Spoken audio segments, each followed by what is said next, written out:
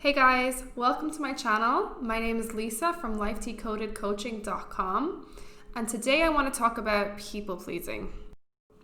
So today I'm really going to focus on where people pleasing comes from, how does it show up, so where does it start, where does it originate, and also what are the negative impacts that it causes for you, for your self-esteem, and for your relationships. Why do we people please? The first thing that really comes to mind is lack of self-worth. I have never met a people pleaser that had a strong sense of self, that knew who they were, that were confident in who they were. People pleasing really comes when we don't know ourselves, when we don't love ourselves, when we don't really trust ourselves. We just don't have that established relationship. And so it's very easy for us to cling on to playing a role in our relationships. So being the helper, being the fixer, being the one who, calms everybody down, gives everybody what they want, never says no, bends over backwards for people. It's very easy for us to slot into those roles when we don't have that established connection with ourselves. It's almost like a distraction from looking at our own wounds or our own hurt in some way. When we can help and do things for others, it maybe gives us a sense of security and a sense of safety and a sense of self-worth, really. So the next thing that I have to mention is fear of abandonment. So this is not something that you would necessarily associate, but a lot of people pleasers and people who struggle with codependency have this fear of abandonment.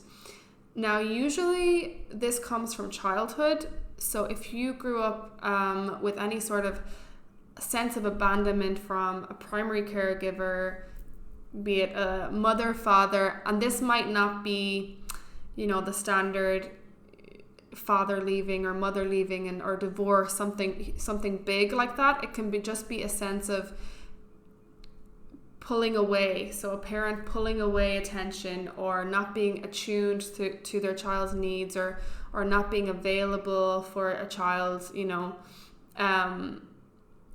or some type of a sense of emotional abandonment or physical abandonment in childhood. So when we have this fear of abandonment, it becomes really, really difficult to set boundaries with people or to disappoint people or to say no to people, because that fear gets activated again. If I say no, am I gonna lose them? Are they gonna stop being friends with me? Are they gonna judge me? Are they gonna get angry with me? So it's almost like we can fall into these patterns to keep people close, to have people not leave us or not end up alone with ourselves, which is what we kind of fear, is that fear of abandonment, people leaving or people rejecting us. The next thing is conditioning, socialization. So if you grew up in a household where there were no boundaries were not enforced or encouraged or understood, which was a lot of people's childhood experience. And this is not to throw shade at any of your parents. They were doing the best they could with what they had, but a lot of our parents just didn't have the education about these things to be able to teach us that it was okay to say no, that we don't have to do things that we maybe don't want to do all the time, or that we can tune inward first before we decide to do something or not. So if you had a parent or somebody in your family that you looked up to, and that person really fit the role of, bending over backwards for everybody, never putting themselves first, always doing things for others at the detriment of themselves. If that behavior was modeled to you constantly and you kind of got the sense that that's what a good person does, it's easy for somebody to fall into a pattern of people pleasing. So witnessing a lack of boundaries in childhood can really enforce that for you in your adulthood. And that ties in with really wanting praise and validation from people, which ties in with the lack of self-worth, not being able to regulate our emotions by ourselves, and constantly needing this co-regulation, other people to make you feel safe, other people to validate you, to tell you that you're a good person, you're a giving person, to keep this sense of safety and get this praise or validation from other people. So it's almost like an addiction when we can't get it from ourselves. We're incredibly social beings, and so if we're constantly getting that dopamine hit of, every time I do something for you, like I get validation back, or I see myself as a good person and it strengthens my self-esteem, it becomes really, really difficult to break this cycle, because it's so attached to self-worth, and it's so attached to our regulation and how we can calm our nervous system. So that's another thing to keep in mind. And the last one is not really knowing yourself. And I mentioned this before, but having a poor sense of what you actually want, what you actually need. Every single human being has needs. We all have needs. We all have physical, emotional, spiritual needs. Everybody has needs. There is not one single person who doesn't. And yet, for a people pleaser or a codependent, they're running this pattern as if they don't have needs. It's almost seen as a shame to need anything from people. And when you don't really know, or you're not attuned to your own needs or your own desires or your own preferences, what you like, what you don't like, what feels good, what doesn't feel good, if you don't have that level of attunement with yourself, it becomes difficult, and it becomes easier to do what other people suggest or what other people want for you to do, or to just go along with what the crowd is doing and to people please in that way. So when we don't have that level from ourselves, we're going to get that from other people. So why is this a bad thing? I mean, we're kind of taught, especially as women, and I know there's probably men watching, but as women, especially, we are taught, to be the good girl, to be accommodating, to be adaptable, to be easygoing, and kind of in service to people. It's very much conditioned in our society. If you look around, the way women are socialized is to be the givers, to be the nurturers, the carers. And so it can feel like almost, what's wrong with it? It's nice to please people. And I also want to say it is. I like doing things for other people. I like, giving and being of service. It's one of my core values.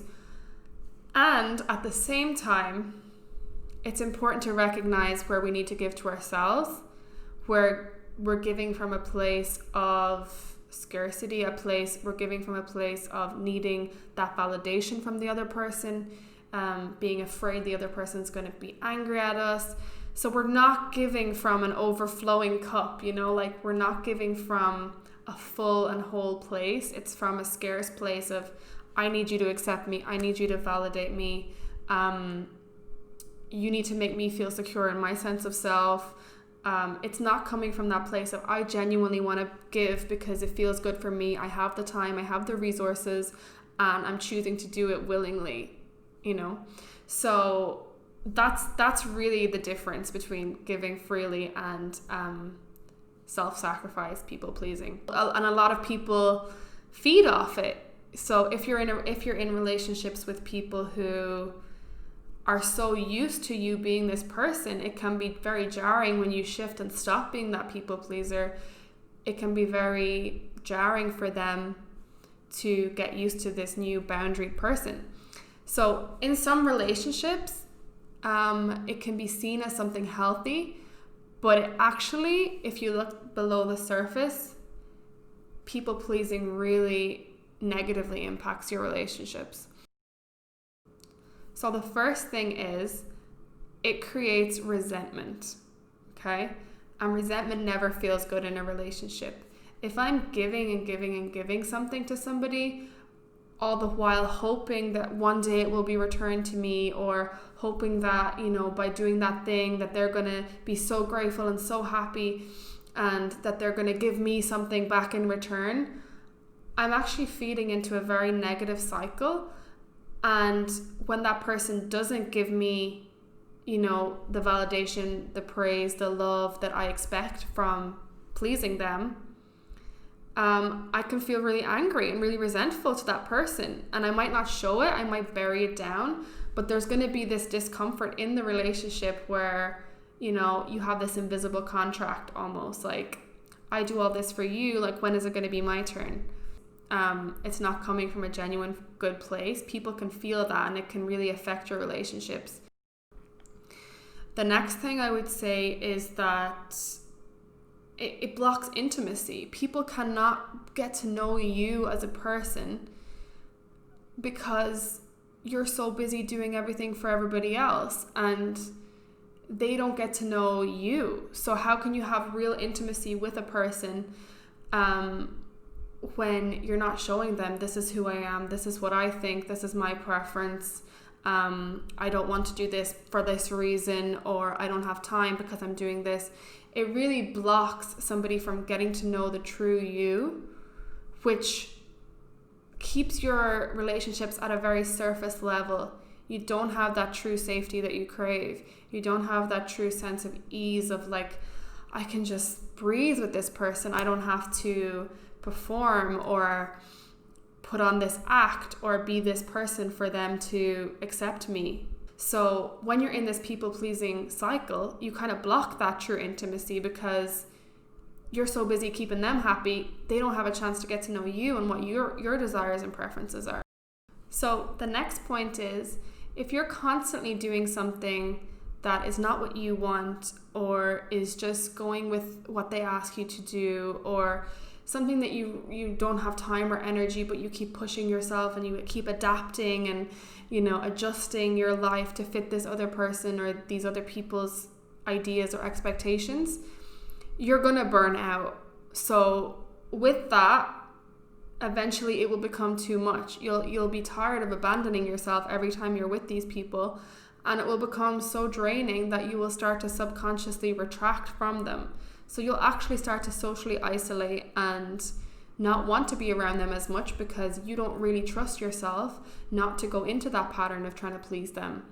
So it's almost like a form of self-protection, which is amazing in one way, and in the other way it's detrimental to your relationships because the other person can see that you're pulling away. So rather than setting those boundaries and stating what you need and saying no, you just start to pull away. So it can really lead to isolation and lack of connection between people. The other thing is that people can actually feel controlled and like you don't trust them. So I know that I find it quite draining now that I have boundaries and now that I know myself. I find it quite draining to be around somebody who's a chronic people pleaser, because I get the sense of, you know, you don't have to say things to keep me happy. You don't have to do things because you're afraid I'm going to be annoyed at you. It makes me feel like, have I not shown you that you can trust me? It makes me feel that that person isn't being genuine with me, and so I need to keep my guard up a little bit too, because that person is just doing what they think I want, and it just makes me feel bad about myself because I would want everyone to feel safe around me and that I provide that level of safety and trust for people. So it can really, if you're in a relationship and you're pleasing someone who has healthy boundaries and who has a strong sense of self, it can make that person feel really uncomfortable and really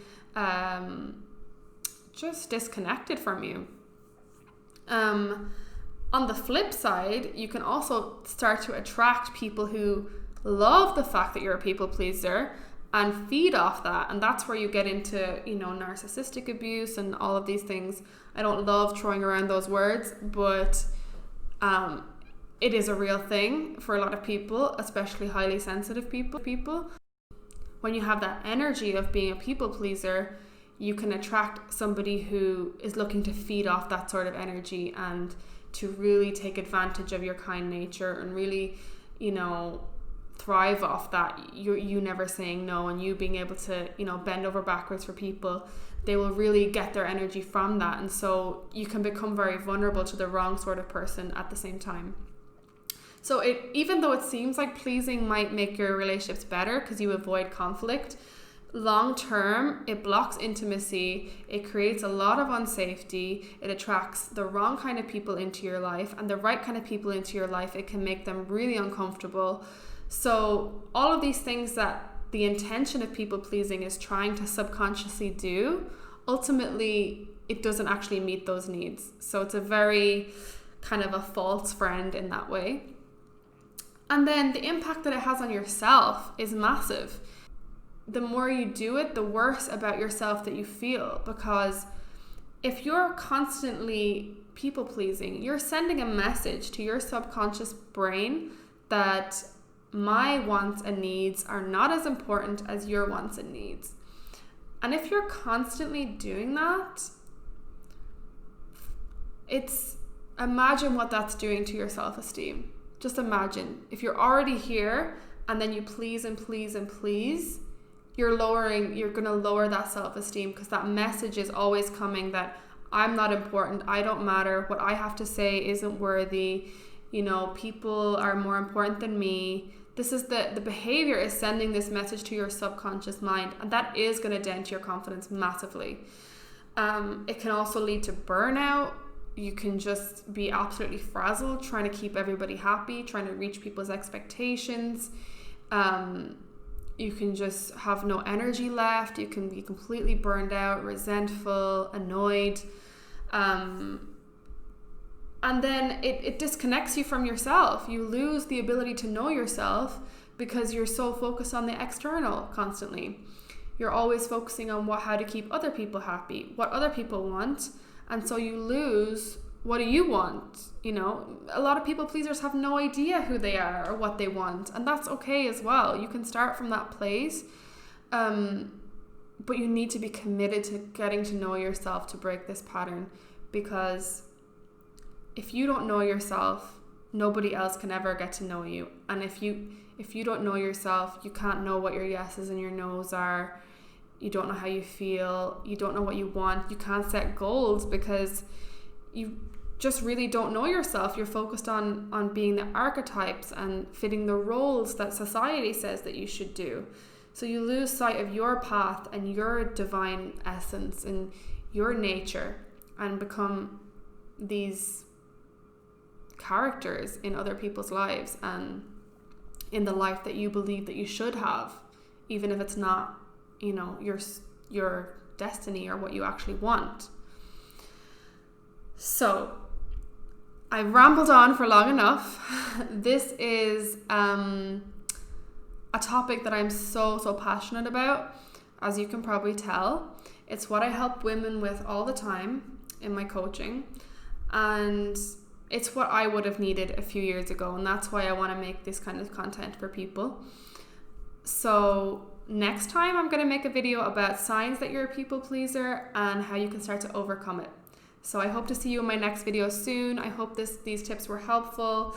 Leave a comment down below, like and subscribe to my channel, and I will see you next time. Bye.